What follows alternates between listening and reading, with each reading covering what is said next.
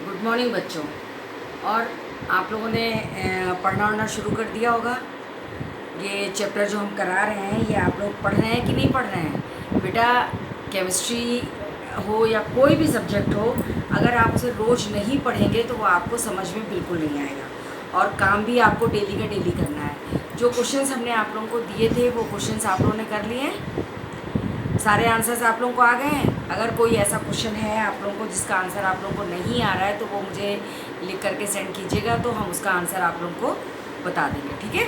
अच्छा, आज अब हम लोग शुरू करते हैं धातु अधातु चैप्टर हम लोग कर रहे थे, जिसमें कि हम आप लोगों को बता चुके थे धातुओं के भौतिक गुण, अधातुओं के भौतिक गुण, धातुओं के रासायनिक गुण हम लोगों ने पढ़े थे, और अधातुओं की धातुओं के साथ कैसे क्रिया होती है हम लोगों ने देखा था, ठीक है ना। अब आज हम लोग पढ़ेंगे सक्रियता श्रेणी की सक्रियता श्रेणी क्या होती है, या चलिए सक्रियता श्रेणी, ठीक है। और आज का काम जो शुरू कीजिएगा उसमें डेट ज़रूर डाल लीजिएगा, भूलिएगा नहीं बिल्कुल भी। चलिए सबसे पहले हम आपको बताते हैं कि सक्रियता श्रेणी क्या होती है। सक्रियता श्रेणी वह सूची है जिसमें धातुओं की क्रियाशीलता को अवरोही क्रम, यानी घटते अवरोही, आरोह अवरोह। आरोह का मतलब होता है चढ़ना, नीचे से ऊपर की ओर चढ़ना, और अवरोह का मतलब होता है घटना, ऊपर से नीचे की ओर उतरना। समझ में आए ना। जो संगीत वाले बच्चे उन्होंने आरोह अवरोह संगीत में सरगम में पढ़ी है ना, तो बस वही है। देखिए, सक्रियता श्रेणी वह सूची है जिसमें धातुओं की क्रियाशीलता को अवरोही क्रम में, अवरोही क्रम का मतलब घटते हुए क्रम में, यानी ऊपर की ओर श्रेणी में जो होगा ज़्यादा एक्टिव मेटल्स होंगी, और धीरे धीरे जो है जैसे जैसे हम नीचे उतरेंगे उनकी जो एक्टिविटी जो है, उनकी सक्रियता जो है वो घटती चली जाएगी। उस श्रेणी को क्या कहते हैं? सक्रियता श्रेणी कहते हैं, ठीक। तो धातुओं की सक्रियता श्रेणी का एक ये देखिए हमने बनाई है आप लोगों को। देखिए सबसे ऊपर कौन सा है? ये के किसको बोलते हैं? पोटेशियम। हमने नाम नहीं लिखे इनके, आप लोग किताब में आपकी नाम लिखा हुआ है, वैसे आप लोगों को अब तक याद हो गए होंगे ये सारे नाम। आप लोग जब अपनी फेयर कॉपी में इसको कॉपी डाउन कीजिएगा तो उनके आगे उनके नाम ज़रूर लिखिएगा।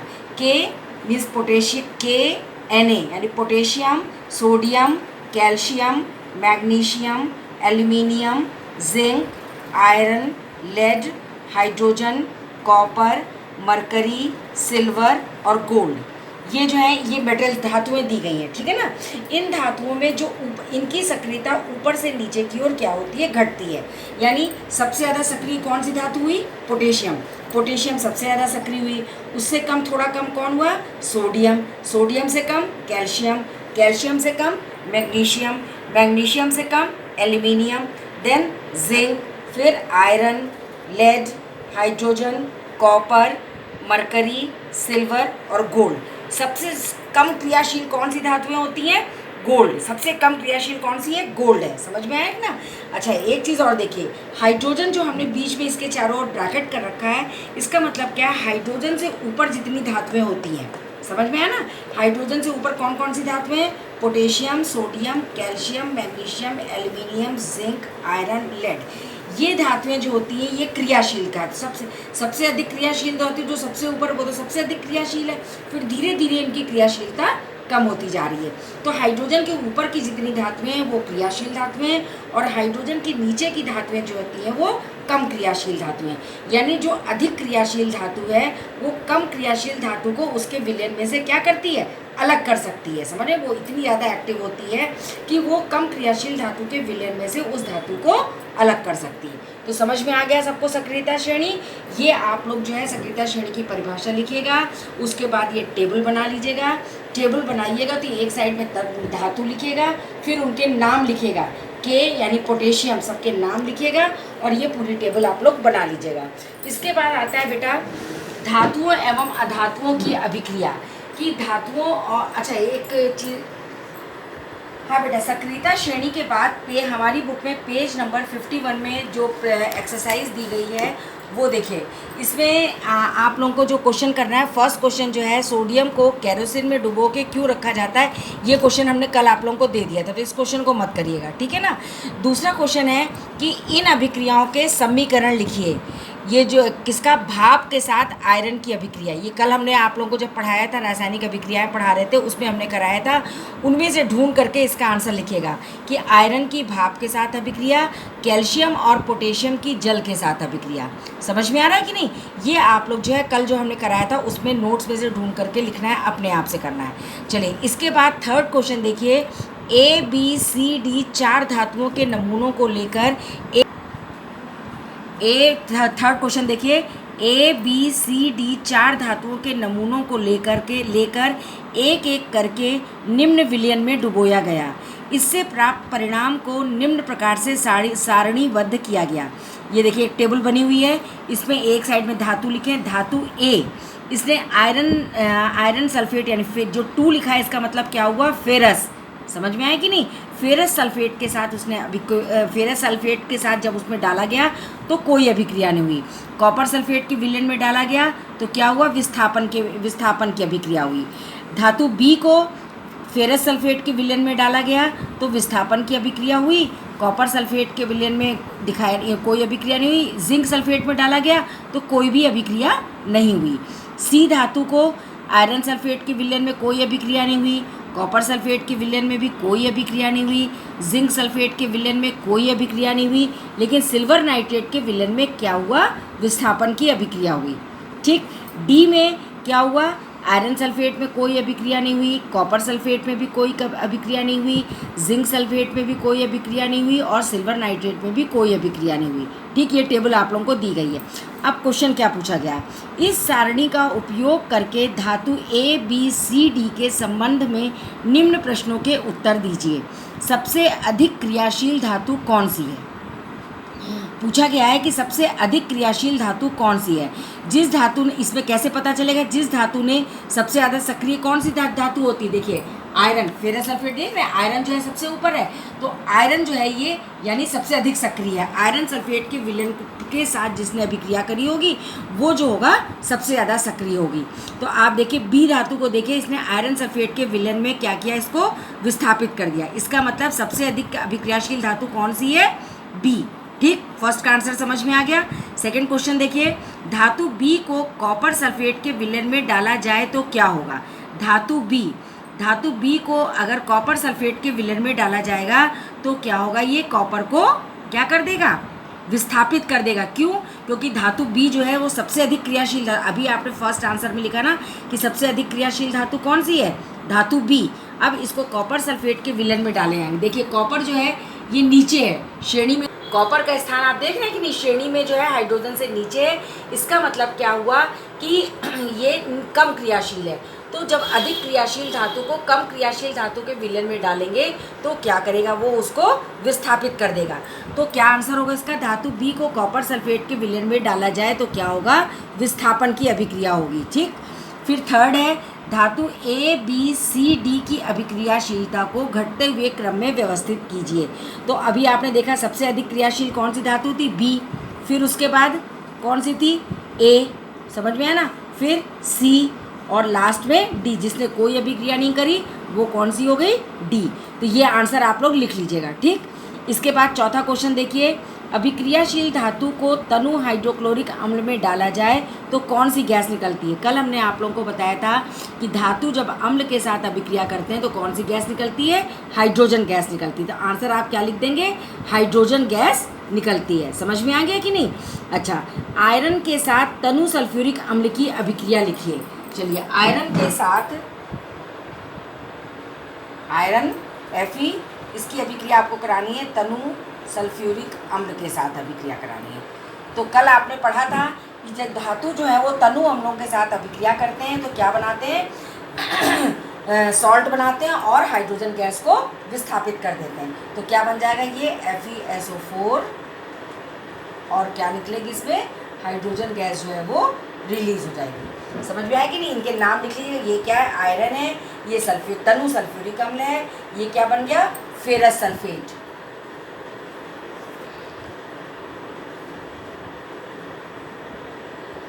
फेरस सल्फेट बन गया और ये क्या बन गया, हाइड्रोजन गैस। समझ में आया? ये क्वेश्चन नंबर आपका 4 का आंसर है। इसके बाद फिफ्थ क्वेश्चन क्या है आपका, देखिए जिंक को आयरन सल्फेट के विलयन में डालने पर क्या होता है? जिंक, ये जिंक है आपका, जिंक को आयरन सल्फेट के विलयन में FeSO4 के विलयन में डालने पर क्या होगा? जिंक को जब आपने देखे, आप जिंक को फेरस सल्फेट के विलयन में डालने पर क्या होगा? एक तो आप डायरेक्ट अभिक्रिया लिख सकते हैं, जिंक ने क्या किया, इसको विस्थापित कर दिया, ZnSO4 बन गया, और क्या विस्थापित हो गया? आयरन को उसने निकाल दिया। ऐसा क्यों हुआ? देखिए ये सक्रियता श्रेणी है ना, आप इसमें देखिए जिंक का स्थान आयरन से ऊपर है ना, Zn ऊपर है, आयरन नीचे, इसका मतलब क्या हुआ? जिंक जो है वो ज़्यादा सक्रिय है और आयरन जो है जिंक से कम सक्रिय है। जो अधिक सक्रिय धातु होती है वो कम सक्रिय धातु को उसके विलयन में से क्या कर देती है? विस्थापित कर देती है। इसलिए बेटा ये सक्रियता श्रेणी अगर आपने याद कर ली तो इस टाइप के जो क्वेश्चंस पूछे, बहुत क्वेश्चंस आते हैं कि इस धातु को इस विलयन में डाला गया तो क्या होगा। तो अगर आपको सक्रियता श्रेणी याद है तो आप लोग आसानी से उनके आंसर्स लिख सकते हैं। तो आपने देखा कि जिंक ने फेरस सल्फेट के विलयन में क्या किया? जिंक सल्फेट बना और आयरन जो है वो विस्थापित हो गया। समझ में आ गया? तो ये चारों क्वेश्चन आप लोगों को, जो ये क्वेश्चन है ये आप लोगों को करने हैं, इसकी फ़ोटो हम आप लोगों को भेज। हाँ बेटा, ये आप लोगों को जो हमने अभी आपको क्वेश्चन आंसर समझाए हैं ये आप लोगों को अपनी कॉपी में करने हैं। सक्रियता श्रेणी लिख लीजिएगा, उसके बाद ये वाले क्वेश्चंस कीजिएगा। समझ में आ रहा है कि नहीं? सारे आंसर्स हमने बता दिया। फर्स्ट क्वेश्चन जिसमें निशान नहीं लगा है वो वाला क्वेश्चन नहीं करना है, बाकी चारों क्वेश्चंस के आंसर्स हमने आप लोगों को सॉल्व करा दिए, इनको फेयर कॉपी में कर लीजिएगा। ठीक, चलिए अब इसके बाद हम लोग करते हैं धातुओं एवं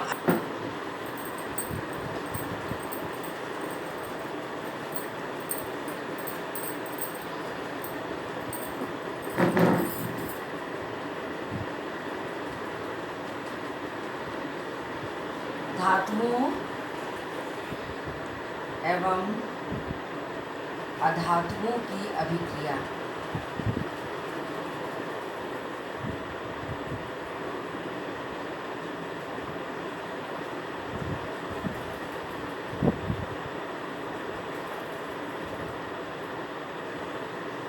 धातु और अधातु आपस में किस प्रकार से अभिक्रिया करते हैं। बेटा 9th में आप लोगों को एक चैप्टर पढ़ाया था, परमाणु संरचना चैप्टर पढ़ाया था, जिसमें आप लोगों ने इलेक्ट्रॉनिक विन्यास, कुछ याद आ रहा ना, इलेक्ट्रॉनिक विन्यास वगैरह पढ़ाया था, जिसमें हमने बताया था कि हर तत्व की, हर परमाणु की ये कैपेसिटी, ये कोशिश होती कि उसकी अंतिम कक्षा में 8 इलेक्ट्रॉन जो है वो कंप्लीट हो जाएं। सब बताया था ना आप लोगों को, जिसमें बोरबरी का नियम समझाया था कि किस पहली कक्षा में 2 इलेक्ट्रॉन होते हैं, फिर दूसरी में 8, 2n² के अकॉर्डिंग ये आप लोगों को बताया गया था कि किस प्रकार से जो है कक्षाओं में इलेक्ट्रॉनों का वितरण होता है। याद आ रहा है कि नहीं आ रहा है? कि पहली कक्षा में 2 इलेक्ट्रॉन होते हैं, दूसरी में 8 होते हैं, तीसरी में 18 होते हैं। तो इसमें और हर परमाणु की ये कोशिश होती है कि वो अपनी अंतिम कक्षा में 8 इलेक्ट्रॉन पूरा कर ले और उत्कृष्ट अवस्था को, यानी इनर्ट गैसेस जो होती हैं, अक्रिय गैसेस जो होती हैं, उनकी अवस्था को वो प्राप्त कर ले। तो धातुओं में क्या होता है कि हमने आप लोगों को धातुओं की डेफिनेशन में बताया था कि धातुओं में क्या होता है, इलेक्ट्रॉन को त्यागने की प्रवृत्ति होती है और इलेक्ट्रॉन को त्याग करके वो क्या बनाते हैं? धनायन बनाते हैं। और अधातु जो होते हैं ये इलेक्ट्रॉन को ग्रहण करते हैं और ऋणायन बनाते हैं। चलिए देखते हैं किस प्रकार से होती है। तो हम लोग पहला इसमें एग्जाम्पल देखते हैं, सोडियम और क्लोरीन की अभिक्रिया।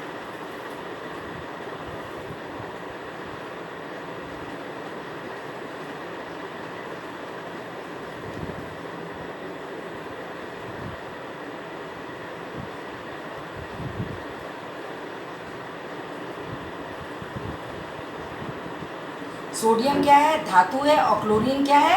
अधातु है। तो इसमें ये आपस में किस प्रकार से क्रिया करते हैं। सोडियम, इसका आप लोगों को सिंबल मालूम है क्या होता है? Na। सोडियम का सिंबल क्या होता है? Na। तो सोडियम का परमाणु क्रमांक होता है, परमाणु क्रमांक क्या होता है? ये 9th में पढ़ा है आप लोगों ने। परमाणु क्रमांक बराबर होता है कि नाभिक में उपस्थित प्रोटॉन की संख्या, कि नाभिक में कितने प्रोटॉन्स है वही उसका परमाणु क्रमांक होता है। तो सोडियम का परमाणु क्रमांक होता है 11। ठीक, और इसका इलेक्ट्रॉनिक विन्यास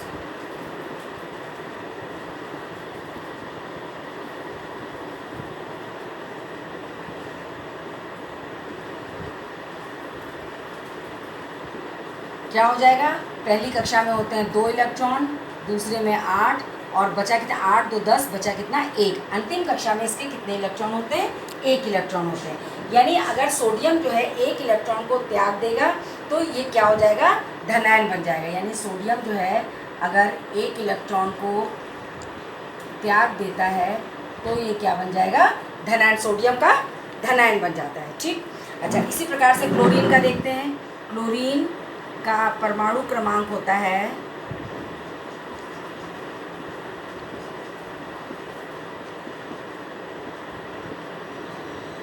17 और इसका इलेक्ट्रॉनिक विन्यास क्या हो जाएगा, पहले ये EV लिखा है हमने इलेक्ट्रॉनिक विन्यास, आप लोग इसको पूरा पूरा लिखिएगा, समझ में आ रहा है कि नहीं। इसका इलेक्ट्रॉनिक विन्यास होता है, पहली कक्षा में होते हैं 2 इलेक्ट्रॉन, दूसरे में 8, 8, 2, 10 और ये 7 है।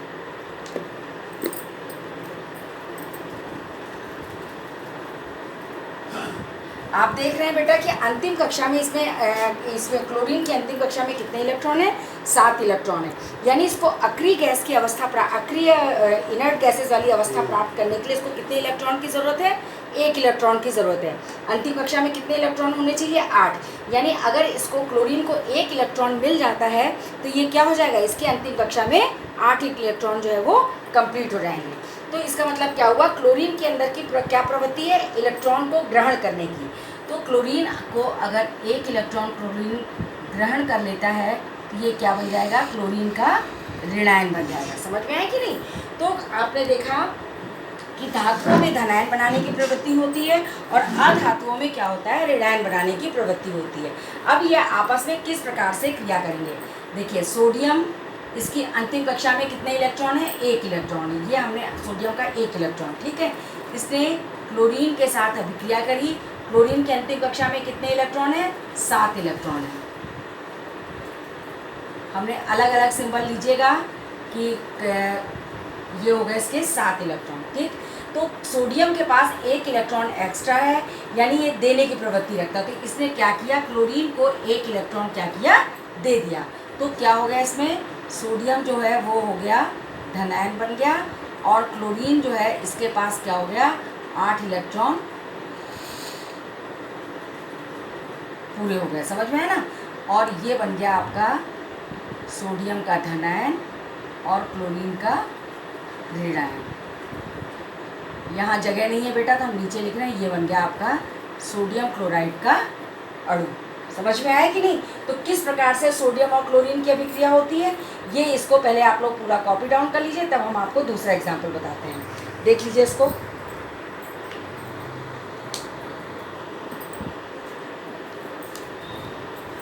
कितने मिनट का हो गया। हाँ बेटा, सोडियम क्लोराइड का अणु किस प्रकार से बना, ये आप लोगों ने देखा, समझ में आ गया। चलिए अभी एक और एग्जाम्पल आप लोगों को देते हैं। मैग्नीशियम क्लोराइड के अणु का बनना।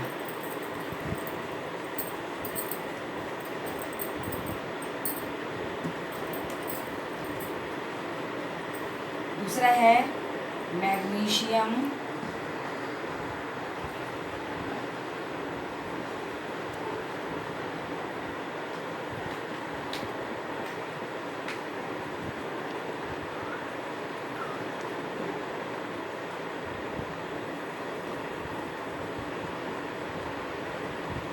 अणु का बनना, ठीक।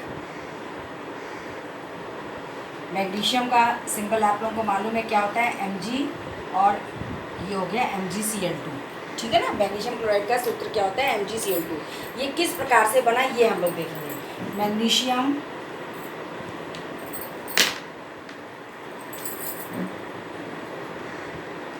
मैग्नीशियम का परमाणु क्रमांक होता है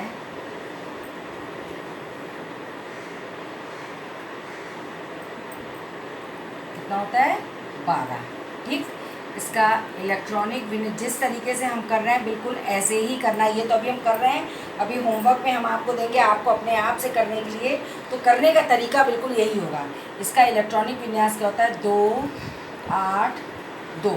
समझ में आए ना। अंतिम कक्षा में कितने इलेक्ट्रॉन है, 2। और क्लोरीन का, अभी हमने बताया था आपको, क्लोरीन का परमाणु क्रमांक होता है 17, ठीक।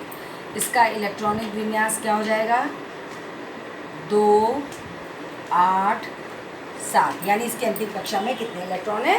7 इलेक्ट्रॉन। आप यहाँ देख रहे हैं कि मैग्नीशियम की अंतिम कक्षा में कितने इलेक्ट्रॉन है?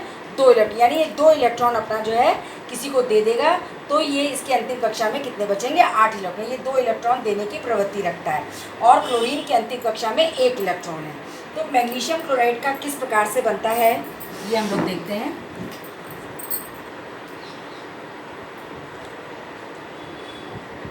मैग्नीशियम जो है ये अगर 2 इलेक्ट्रॉन दे देगा तो इसके पास जो है ये धनायन हो जाएगा, और ये 2 इलेक्ट्रॉन देने के बाद जो है ये धनायन, इसके ऊपर 2 पॉजिटिव चार्ज आ जाएंगे। ठीक। और क्लोरीन का क्या है कि अगर 1 इलेक्ट्रॉन ये इसको 1 इलेक्ट्रॉन ले लेगा तो ये क्या हो जाएगा? क्लोरीन का ऋणायन बन जाएगा। ठीक। तो इसमें ये आपका मैग्नीशियम का धनायन है, ये क्लोराइड का आपका ऋणायन है। तो किस प्रकार से इसमें अभिक्रिया होती, कैसे ही बनता है? ये मैग्नीशियम की अंतिम कक्षा में कितने इलेक्ट्रॉन है? 2 इलेक्ट्रॉन है। ठीक। इसने जो है क्लोरीन के साथ किस प्रकार से अभिक्रिया करता है? अंतिम कक्षा में है 7 इलेक्ट्रॉन, और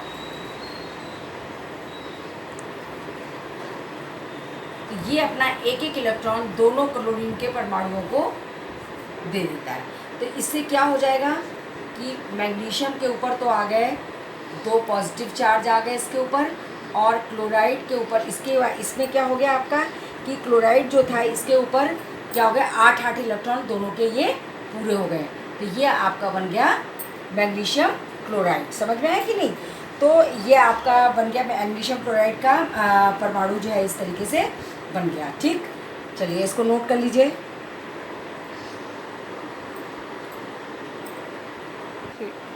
हाँ बेटा, अभी आप लोगों ने देखा कि धातु और अधातुओं में किस प्रकार से अभिक्रिया होती है। तो आपने देखा इलेक्ट्रॉनों के स्थानांतरण के फलस्वरूप जो है यौगिकों का निर्माण होता है। जैसे आपने सोडियम और क्लोराइड में देखा था कि सोडियम ने अपना 1 इलेक्ट्रॉन जो है वो किसको दिया? क्लोरीन।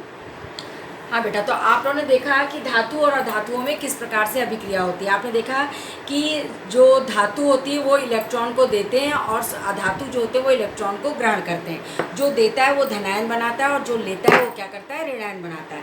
इस प्रकार से क्या होता है, इनके ये यौगिक बनते हैं। इन यौगिकों जो धातु और अधातु में इलेक्ट्रॉनों के स्थानांतरण के फलस्वरूप जो होता है यौगिकों का निर्माण होता है।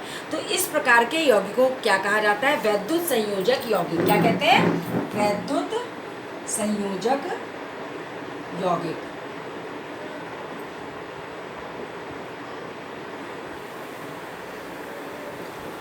तो वैद्युत संयोजक यौगिक की अगर आपसे परिभाषा पूछी जाए तो आप क्या लिखेंगे कि वे यौगिक जो इलेक्ट्रॉनों के स्थानांतरण के फलस्वरूप बनते हैं उन्हें क्या कहते हैं? वैद्युत संयोजक यौगिक कहते हैं। या धातुओं और अधातुओं की आपसी क्रिया के फलस्वरूप बनने वाले यौगिक जो होते हैं वो क्या होते हैं?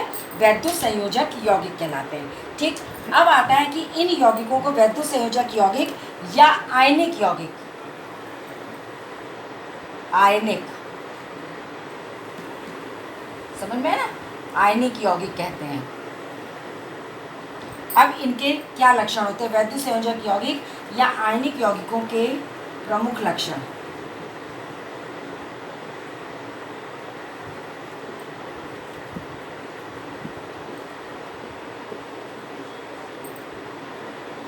तो चलिए अब हम लोग शुरू करते हैं कि ये जो वैद्युत संयोजक यौगिक है इनके प्रमुख लक्षण क्या होते हैं।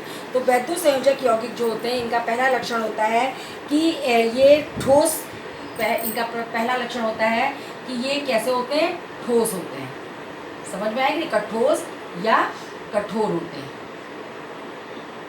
क्यों?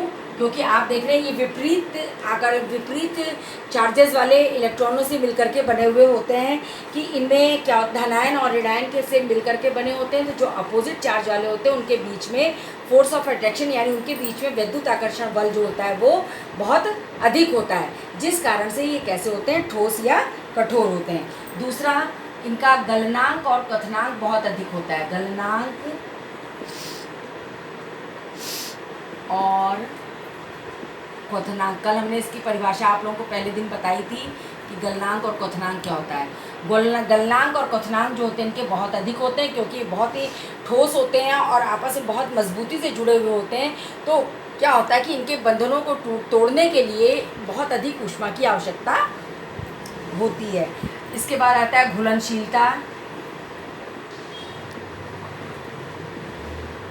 ये जो होते हैं वैद्युत संयोजक यौगिक जो होते हैं ये जल में घुलनशील होते हैं। जल में क्या होता है, ये घुलनशील होते हैं। और इसके अलावा जो होते हैं केरोसिन, पेट्रोल और ध्रुवीय विलायकों में ये क्या होते हैं, अघुलनशील होते हैं। विद्युत चालकता, चौथा इसका है विद्युत चालकता।